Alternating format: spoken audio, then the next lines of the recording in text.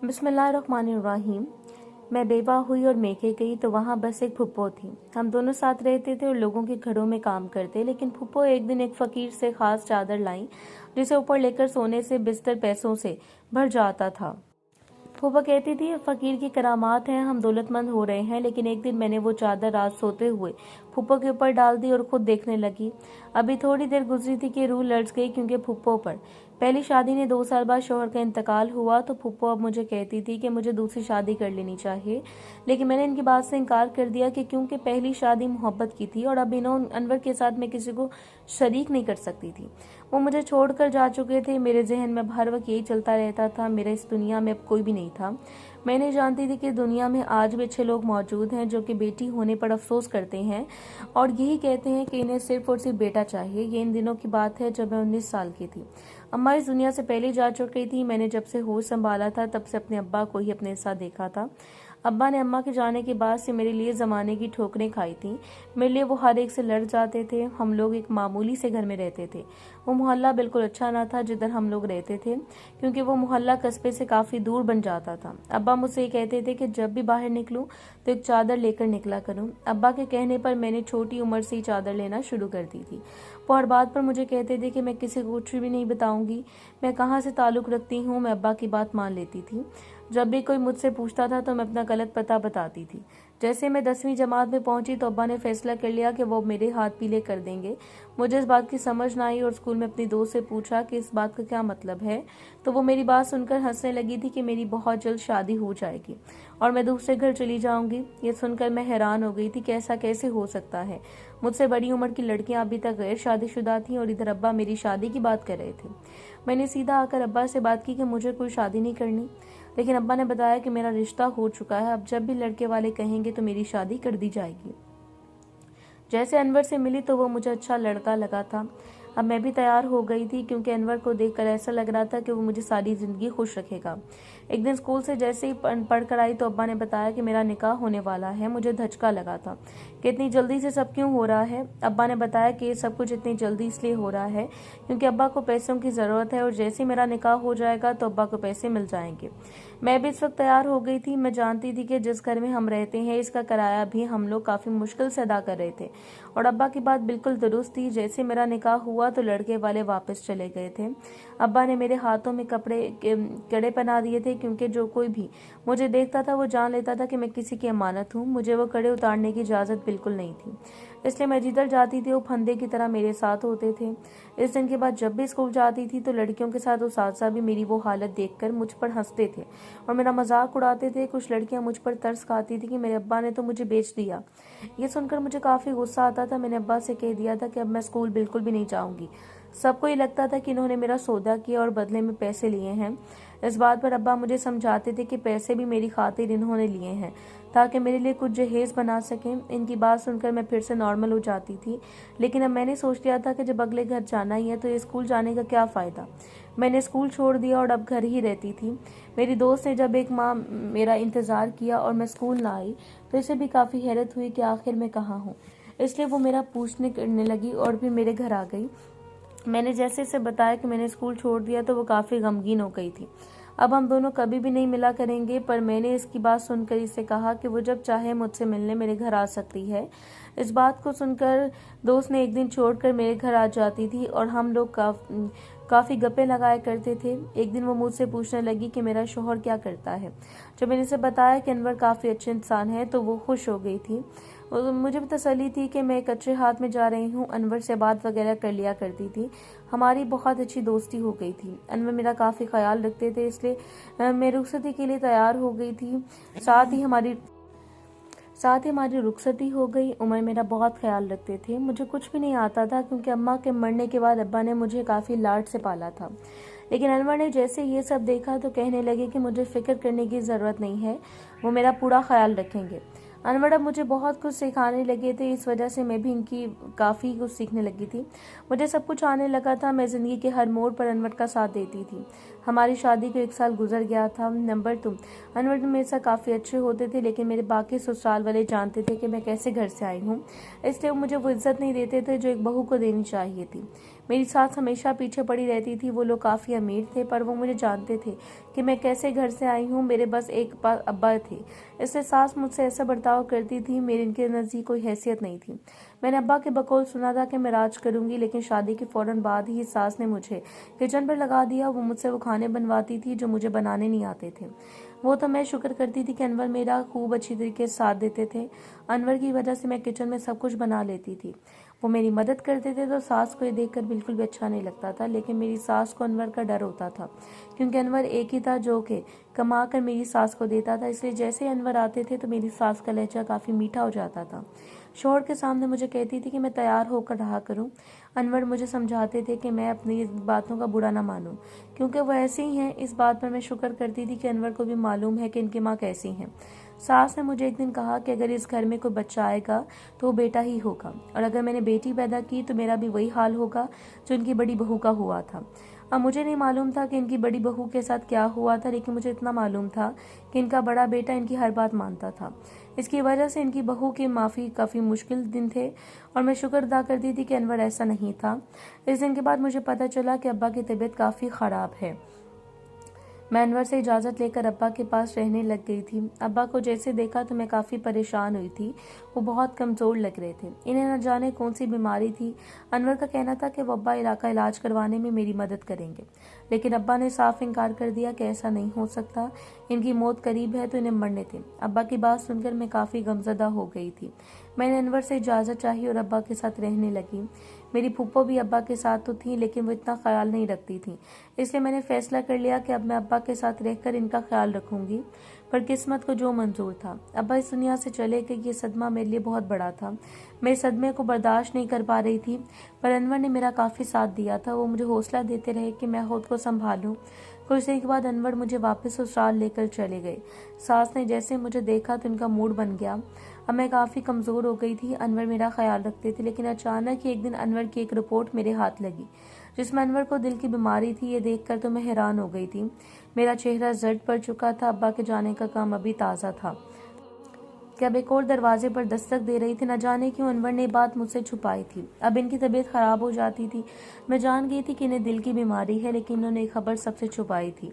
एक रात मैंने एक ज़ैनब से पूछ ही लिया तो अनवर रोने लगे और कहने लगे कि इन्हें दिल की बीमारी काफ़ी अरसे से है, जो कि ठीक नहीं हो सकती, और अब भी ये वक्त के साथ साथ बढ़ रही है।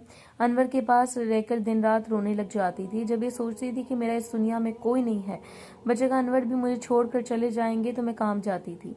लेकिन मैं क्या ही कर सकती थी। ऐसा ही हुआ। जिस चीज़ का मुझे डर था वो मुझे छोड़कर चले गए थे। इस वक्त कोई भी मुझे हौसला देने वाला नहीं था, सिवाय मेरी फूफो के। मेरी फूफो मेरा साथ दे रही थी, वो मुझे हौसला दे रही थी, जबकि मेरी सास इस वक्त भी मुझे कोस रही थी। मुझे कहने लगी कि मैं अपने शौहर का मुंह भी ना देखूं। मैं ही मनहूस हूँ। जब से मैं अनवर की ज़िंदगी में आई हूँ, मैंने इसे सुकून से रहने नहीं दिया। मेरे साथ क़यामत अब ससुराल में इस मंजर होने वाला था कि सास ने मेरा जीना हराम कर लिया था। वो हर वक्त मुझे सुनाती रहती थी और मुझे अपने शौहर का ही कातिल कहती थी। इसने अपने ख़ानदान में फैला दिया था कि मैंने ही अनवर को बेसुकून कर दिया है और इसे टेंशन देती थी, जिसकी वजह से वो इस दुनिया से चले गए। लेकिन सच तो ये था कि अनवर को दिल की बीमारी थी। अचानक एक दिन मेरी तबीयत काफ़ी ख़राब होने लगी थी। मुझे ऐसा लगा मैंने खाना खाया तो मुझे उल्टी आने लगी थी। ये देखकर मैं हैरान हो गई थी। अनवर को मरे हुए भी एक माह हुआ था, पर न जाने मेरे साथ ये क्या हो रहा था। मैंने फूफो को बताया तो फूफो खुश होने लगी और कहने लगी थी कि अनवर एक एक निशानी तुम्हारे पास है। ये जानकर मैं काफ़ी हैरान हो गई। मुझे अफसोस भी था, लेकिन मैं खुश भी थी। अनवर की ख्वाहिश थी कि इनकी पहली औलाद बेटी हो, इसलिए मैं अब हर वक्त यही दुआ करती थी कि मुझे बेटी नसीब हो। कुदरत ने मेरी दुआ सुन ली थी, पर जैसे ही बेटी की खबर ससुराल वालों ने सुन ली तो इन्होंने फ़ौरन ही मुझे घर से निकाल दिया। सास को बेटी से क्या लेना देना था, पर मैं जो चाहती थी वही हुआ था, इसलिए मुझे कोई पछतावा ना था। फूफो ने बेटी की खबर सुनी तो मेरे पास आई और अब जान गई थी कि मेरा कोई ठिकाना नहीं है, इसलिए वो मुझे अपने साथ अपने घर ले आई थी। फूफो घर में बिल्कुल अकेली होती थी। इनका कोई भी नहीं था जो इनका सहारा बनता। वो अपना सारा खर्चा खुद ही चलाती थी। इनके मोहल्ले की औरत का इन पर बहुत बड़ा एहसान था। इस वजह से इनकी रोज़ी चल रही थी और फूफो रोज़ सुबह उठते ही मोहल्ले की औरत के पास चली जाती थी। बेटी इस वक्त छोटी थी तो वो सारा दिन सोती रहती थी। इस वजह से मैं भी इस घर के काम काज में लग जाती थी। मुझे लगता था कि ऐसा करके मैं फूफो के इस एहसान को चुका सकूंगी। 4 दिन ऐसे गुजर गए जब अचानक ही एक दिन दरवाज़ा बजा और फूफो घर पर नहीं थी। ये सोचकर मैंने दरवाज़ा खोला। ये मोहल्ला शरीफों का था, पर मुझे एहतियात बरतनी चाहिए थी। ये सोचकर दरवाजे के पीछे खड़ी हो गई। सामने से किसी मर्दाना आवाज़ के तहत मैं चुप रही, और जो कोई भी फूफो का पूछ रहा था मैंने इसे बोल दिया था कि वो तो मोहल्ले की खास औरत के पास गई हैं। वो अंदर आ गया। मुझे काफ़ी शर्म आ रही थी कि इस नौजवान के अंदर कोई लिहाज नहीं था। अब वो फूफो को तलाश करने लगा। जैसे से मेरी बात पर यकीन ना हुआ और मैंने दोबारा से इसे कहा कि फूफो मुझे यही बता कर गई थी कि वो मोहल्ले की औरत के पास जा रही हैं। वो नौजवान मुझे झूठी कहने लगा कि वो इस औरत का बेटा है और इस औरत ने भेजा है। मुझे इस पर शक होने लगा। अचानक ही बेटी के रोने की आवाज़ आई तो वो भी हैरान हो गया था और फौरन ही मुझसे पहले अंदर चला गया। इससे पहले कि मैं अपनी बेटी को उठाती, जब नौजवान ने फौरन ही मेरी बेटी को उठा लिया और वो बाहर की तरफ भागा था। मैं चीखने लगी थी, चिल्लाने लगी थी कि मेरी बेटी को वापस कर दो, पर वो लड़का दूर चला गया था। मैं रो रो कर बुरा हाल हो चुका था। मुझे काफ़ी गुस्सा आने लगा था कि इस लड़के ने मेरे साथ अच्छा नहीं किया। मैं रात तक रो रो कर निढाल हो चुकी थी। मोहल्ले में मैं किसी को भी नहीं जानती थी। जैसे फूफो वापस आई तो मुझे देख कर वो भी हैरान हो गई। फूफो पूछने लगी क्या हुआ है। मैंने जब इन्हें नहीं बताया कि बेटी को मोहल्ले की औरत का बेटा उठा कर ले गया है, फूफो को हैरत का झटका लगा था और वो अपना सर पीटने लगी थी कि इस औरत का कोई बेटा नहीं, वो तो इसे बेआसरा है। इस बात पर मुझे और भी रोना आया कि न जाने मेरी बेटी किसके हाथ चली गई है। फूफो कहने लगी कि ज़रूर ये नदीम का काम होगा, क्योंकि वो फूफो को बचपन से कहता था कि फूफो इसके साथ रहे, पर फूफो अपने घर में ही खुश रहती थी। मुझे फूफो की बात से कोई वास्ता ना था, मुझे तो बस मेरी बेटी चाहिए थी। फूफो ने फौरन नदीम के पास जाने की तैयारी की थी और कुछ देर के बाद वो वापस आई तो इनके हाथ खाली थे। मैंने फूफो को कहा कि वो अकेली क्यों आई है, मेरी बेटी इनके साथ क्यों नहीं है। जब वो कहने लगी कि नदीम का कहना है कि वो इसके साथ आएगी तभी वो बेटी को वापस करेगा। मैंने सुना तो फौरन ही फूफो को कह दिया कि वो इसके पास चली जाएं, मुझे मेरी बेटी हर हाल में चाहिए। वो कहने लगी कि अगर वो वहाँ चली गई तो मैं इधर कैसे रहूँगी, पर मुझे बेटी के अलावा कुछ भी दिखाई नहीं दे रहा था। फूफो कहने लगी कि अगर ऐसी ही बात है तो मुझे भी इधर रहना होगा जिधर फूफो रहेगी। मैंने जल्दी से इनके साथ जाने की तैयारी की और इनको भी कह दिया कि वो भी अपनी तैयारी करें, हम अभी नदीम के पास जा रहे हैं। फूफो मेरी इस हालत को समझ रही थी, वो शौक में थी और फूफो नदीम के घर चली गई। वो घर आम घर की तरह बिल्कुल भी ना था, इस मोहल्ले के घर से हटकर था।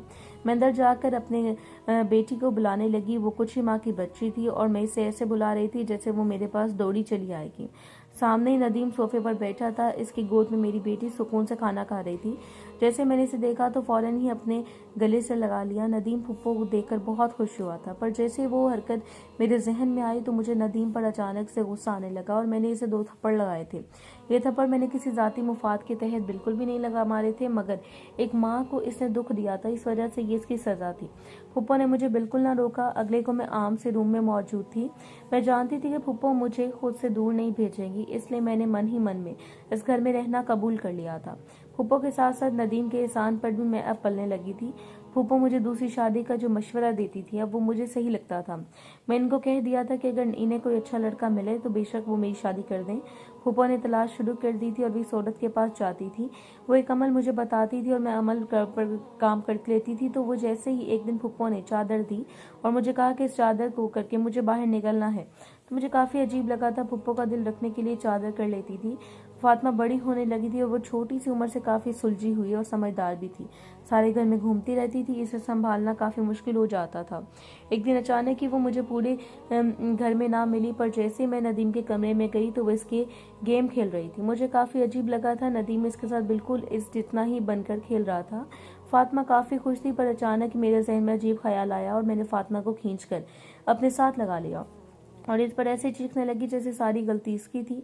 फातिमा रोने लगी। नदीम को ये बात बिल्कुल पसंद ना आई। वो मुझ पर गुस्सा करने लगा। अचानक ही फातिमा मेरी गोद से उतरकर नदीम के पास चली गई थी।